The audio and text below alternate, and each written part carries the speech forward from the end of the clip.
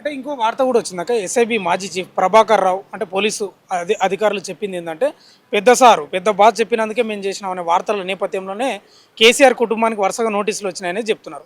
నిజంగా పెద్ద బాస్కు ఈ అంశంపై ఆ, ఆదేశాలు ఇచ్చింటాడా? అంటే మాజీ ముఖ్యమంత్రికి ఏ మాత్రం తెలియకుండా ఇంత పెద్ద ఎత్తున ట్యాపింగ్ జరిగే అవకాశం ఉండకపోవచ్చు. కాకపోతే ఇంకొకటి అవకాశం కూడా ఉంటుంది. ఎక్కడైనా శకుని సంతోష్ చెప్తే కేసీఆర్ చెప్పినట్టే అని. మరి ఆ శకుని సంతోష్ కేసీఆర్ చెప్పిండు అని చెప్పి పేర్లు చెప్పి ఆ రకంగా చేయించాడేమో అది కూడా తెలియదు. ఇక్కడ ఇంకొక ప్రమాదం కూడా ఉంది. ఇప్పుడు కేసీఆర్ గారి వరకు వచ్చింది కాబట్టి మరి మాజీ హోంమంత్రి నాయన నరసింహారెడ్డి గారు ఇప్పుడు లేరు, చనిపోయారు.